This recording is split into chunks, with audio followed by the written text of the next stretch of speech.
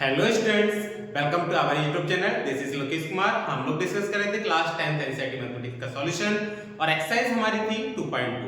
तो 2.2 question number first के हमने 4 पार्ट्स को सॉल्व कर लिया था और अब हम 4 पार्ट्स जो हमने कर लिए हैं उनसे आगे जो पार्ट्स बचे हैं वो सॉल्व करेंगे और एक्सरसाइज के अदर क्वेश्चंस को सॉल्व करेंगे। ठीक है, तो यहाँ पर देखिए बेटा, जो नेक्स्ट हमारे पास पार्ट है एक्सरसाइज हमारी 2.2 है, ध्यान रखेंगे। तो नेक्स्ट पार्ट है t² - 15। हमें क्या करना है, इसके रूट्स निकालने हैं और जीरो मतलब रूट्स और कोफिशिएंट का आपको रिलेशन को वेरीफाई करना है। अब कोफिशिएंट का जो रिलेशन है वो मैंने प्रीवियस वीडियो में बताया हुआ है कि कोफिशिएंट्स का रिलेशन क्या होता है जीरोस के साथ। तो अगर आपने वो वीडियोज अभी तक नहीं देखे हैं तो उन वीडियो को जाके जरूर देख लीजिएगा, क्योंकि वो आपके लिए बहुत ज्यादा हेल्पफुल होने वाली है। ठीक है बच्चों, तो यहाँ पर देखिएगा, इसका आपको क्या निकालना है, रूट फाइंड आउट करना है सबसे पहले। तो रूट फाइंड आउट करने के लिए आप क्या करेंगे, पहले आप इसे फैक्टराइज करेंगे और उसके बाद इसका रूट फाइंड आउट करेंगे। ठीक है, तो फैक्टराइज कैसे करना है आपको, देखिए बेटा, ये दे रखा है t² माइनस ये 15 लिखा है ना, इसको आप लिख लीजिए रूट 15 का whole square, t² minus root 15 का होल स्क्वायर। अब ऐसा क्यों किया, क्योंकि आपके पास एक आइडेंटिटी है, कौन सी वाली, a² minus b² is equal to a plus b, एक ब्रैकेट में a माइनस b, दूसरे ब्रैकेट में a प्लस b, एक ब्रैकेट में a माइनस b, दूसरे ब्रैकेट में। ठीक है, तो a² माइनस b², तो आप इसे a प्लस b एक ब्रैकेट में और a माइनस b दूसरे ब्रैकेट में लिख सकते हैं। एक ब्रैकेट में लिख लिया a प्लस b, a की प्लेस पर t है और b की प्लेस पर रूट 15 है। अब आपको क्या निकालना है, फैक्टराइज तो हो गया, अब आपको जीरोज निकालने। तो जीरोज के लिए क्या करना पड़ेगा, फॉर जीरोज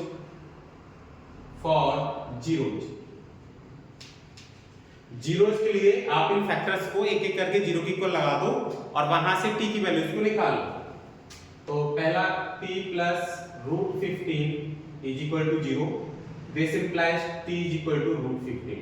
ठीक है, t is equal to root 15। और दूसरा है t minus root 15 is equal to 0, this implies t is equal to root 15। तो हमारे पास बेटा यहाँ कहीं मिस्टेक हुई है, एक मिनट, यहाँ से निकलेगा t इज इक्वल टू, ये प्लस का रूट 15 है और दूसरी साइड जाके माइनस का रूट 15 हो जाएगा, राइट, ये मिस्टेक थी। अब यहाँ से भी देखेंगे आप, t इज इक्वल टू कितना आ जाएगा, प्लस का रूट 15 आ जाएगा। यहाँ पर आप देख रहे हैं ये आपका माइनस का रूट 15 है, तो दूसरी साइड जब ट्रांसफर करेंगे तो प्लस का हो जाएगा। तो ये आपके दो रूट हो गए, इनमें से किसी को भी एक को आप अल्फा मान लीजिए, दूसरे को बीटा मान लीजिए। मैं सपोज कर रहा हूँ ये अल्फा है और ये वाला रूट मेरा क्या है, बीटा है। ठीक है, अब आप वेरीफाई करेंगे रूट्स को। तो वेरिफिकेशन के लिए आपके पास क्या होता है बेटा, सम ऑफ रूट्स निकालते हैं और प्रोडक्ट ऑफ रूट्स निकालते हैं। ठीक है, तो सम ऑफ रूट्स यही निकाल देते हैं, सम ऑफ रूट्स कैसे निकालते हैं, माइनस b अपॉन ए सी, ये आपके पास फॉर्मूला होता है ना। हम क्या कर रहे हैं आप बेटा, वेरिफिकेशन। तो सम ऑफ रूट्स निकालेंगे आप लोग। तो यहाँ पर एक रूट है माइनस का रूट 15 और दूसरा रूट है प्लस का रूट 15। एक रूट है माइनस का रूट 15, दूसरा है प्लस का रूट 15, b अपॉन ए। अब यहाँ पर आप देखेंगे बेटा b क्या है और a क्या है, तो आप ये जो दे रखा है ना, इसका comparison ax² bx plus c से करो। अच्छा, यहाँ x ना होकर t दे रखा है, तो आप यहाँ पर t लिख सकते हैं, कोई दिक्कत नहीं। वेरिएबल ही तो बदलना है, तो आप वेरिएबल बदल लीजिए। यहाँ पर आपका t दे रखा है, तो आप t की फॉर्म में ऐसे लिख सकते हैं, कोई दिक्कत नहीं है। तो जो t² का कोएफिशिएंट होगा वो a होगा। तो यहाँ से हमें पता चल रहा है कि a की वैल्यू तो 1 है ना, क्योंकि t² के साथ यहाँ पर 1 से मल्टीप्लाई हो रहा है। और t का जो कोएफिशिएंट होगा, यहाँ पर तो t का कोएफिशिएंट है ही नहीं, तो आपके पास b की वैल्यू 0 हो जाएगी और जो बचा है वो कांस्टेंट हो जाएगा, c is equal to minus का 15 होगा। तो आपके पास a आ गया, b आ गया, c आ गया। तो यहाँ आपके पास हो जाएगा minus b upon a, b की वैल्यू है आपके पास 0 और a की वैल्यू है आपके पास 1। दैट इज आप देखेंगे रूट 15 माइनस रूट 15, ये भी 0 हो गया और इधर भी क्या आ गया, आपके पास 0 आ गया। तो ये आपके पास आ गया सम ऑफ रूट्स। अब आप निकालिए प्रोडक्ट ऑफ रूट्स। तो प्रोडक्ट ऑफ रूट जब आप निकालेंगे, प्रोडक्ट ऑफ रूट्स, तो वो इक्वल किसके होता है, c अपॉन a इक्वल होता है। Product of root c upon a equal होता है।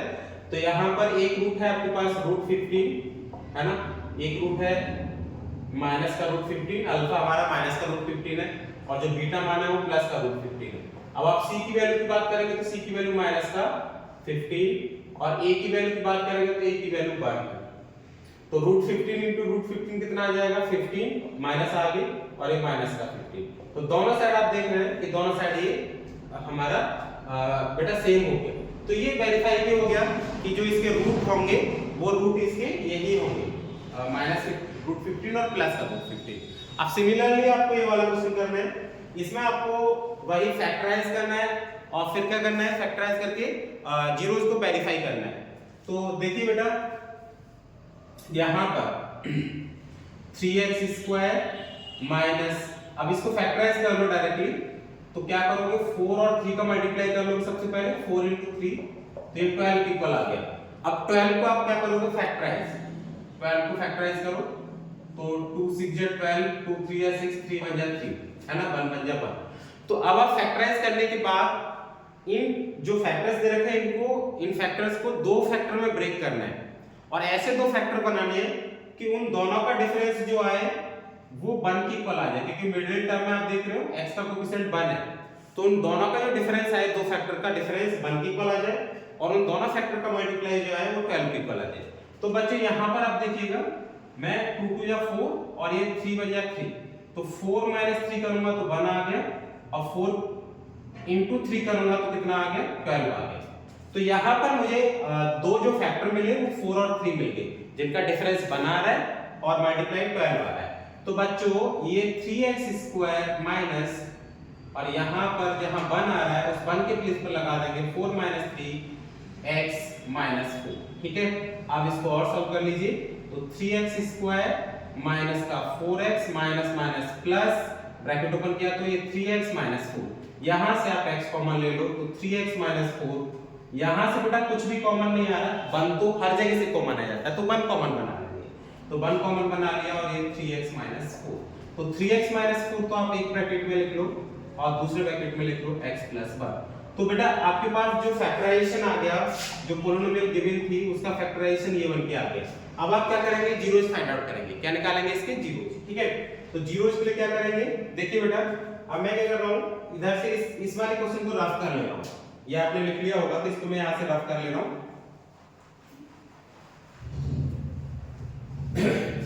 देखिए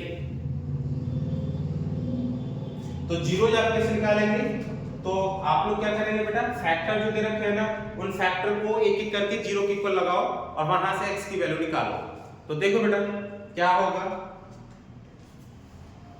put 3x minus 4 is equal to 0, तो 3x इज इक्वल टू आ जाएगा 4 और x इज इक्वल टू आ जाएगा आपके पास 4/3। एक रूट तो ये आ गया और दूसरे रूट के लिए दूसरे फैक्टर को 0 के इक्वल लगाओ, मतलब मैं लगा रहा हूं यहां पर x + 1 इज इक्वल टू 0, तो x इज इक्वल टू -1। तो इनमें से इसको मैं अल्फा मान लेता हूं और इसको मैं बीटा मान लेता हूं, ठीक है। अब रूट्स तो हमने निकाला है, अब हमें इन रूट्स को वेरीफाई भी कराना है, तो वेरिफिकेशन कैसे करना है, वही मेथड है वेरिफिकेशन। सम ऑफ रूट्स निकालेंगे, सम ऑफ रूट्स बेटा कैसे निकालते हैं, वो c/a से निकालते हैं, सॉरी -b/a से निकालते हैं सम ऑफ रूट्स -b/a। तो यहाँ एक रूट आपके पास है 4/3 और दूसरा रूट आपके पास है 1, तो माइनस b की वैल्यू बताओ, तो यहाँ पर आप इसका कंपैरिजन करोगे ax² bx + c, a की वैल्यू हो गई 3, b की वैल्यू हो गई -1 और c की वैल्यू हो गई -4, c की वैल्यू हो गई -4, है ना। अगर नहीं दिख रहा तो नीचे लिख देता हूं, आप इसे कंपेयर कर लो, a की वैल्यू 3, b की वैल्यू -1 और c की वैल्यू -4, ठीक है। ये वैल्यू आप लगा देंगे तो यहाँ पर b की वैल्यू कितनी है -1, तो ये हमारे पास आ जाएगा -1 और a की वैल्यू है 3, जो x² का कोएफिशिएंट है वो a है और जो x का कोएफिशिएंट है वो b है और जो लास्ट में बचा जिसके साथ x नहीं आ रहा है वो क्या होगा, कांस्टेंट होगा। बच्चे इसको सॉल्व कर लो एलसीएम लेके, तो ये 4 - 1/3 हो जाएगा और इधर प्लस का 1, ये यहाँ पर 3 आएगा, ठीक है। तो अब देखेंगे 4 में से बन जाएगा तो 4 में से 3 जाएगा तो 1 ही बचेगा, तो 1/3 = 1/3। दोनों साइड हमारा सेम आ गया, इसका मतलब सम ऑफ रूट्स से तो ये वेरीफाई हो गया। अब प्रोडक्ट ऑफ रूट को भी देख लो। प्रोडक्ट ऑफ रूट्स जो होता है वो किस इक्वल होता है, c अपॉन a इक्वल होता है, राइट। प्रोडक्ट ऑफ रूट्स हमारा c अपॉन a इक्वल होता है। तो पहला रूट आपको 4 अपॉन 3 दे रखा है, तो यहाँ पर आप 4 अपॉन 3 लगा देंगे, और दूसरा रूट दे रखा है -1 इनटू में -1 और c अपॉन a। c की वैल्यू बताइए, c की वैल्यू है -4, c की वैल्यू है -4 और a की वैल्यू कितनी है, a की वैल्यू है 3, तो यहाँ पर आपका आ जाएगा -4 अपॉन 3 -4 अपॉन 3। तो ये भी दोनों साइड से हमारा क्या हुआ, वेरीफाई हो गया। आई होप आपके समझ में ये दोनों पार्ट आगे होंगे। अब सेकंड क्वेश्चन का हम लोग क्या करेंगे, नेक्स्ट लेक्चर में एक ही वीडियो में पूरा सॉल्यूशन डाल देंगे, क्योंकि ये थोड़ा समझने के लिए थे, है ना। तो यहाँ पर ये टाइम टेकिंग हो जाता है, फिर वीडियो अगर लेंथी हो जाएगी तो आपके लिए भी प्रॉब्लम होगी, तो इसलिए हम लोग पार्ट्स में डिवाइड करके इस क्वेश्चन को डाल रहे थे, ठीक है। तो 2.2 का जो सेकंड क्वेश्चन है उसको एक ही वीडियो में हम लोग डाल देंगे। तो आज की वीडियो बस हम लोग इतना ही कवर करेंगे, बाकी का कवर करेंगे नेक्स्ट वीडियो में। अगर आपको वीडियो पसंद आता है तो वीडियो को लाइक और शेयर करना बिल्कुल मत भूलिएगा। Thank you so much for watching.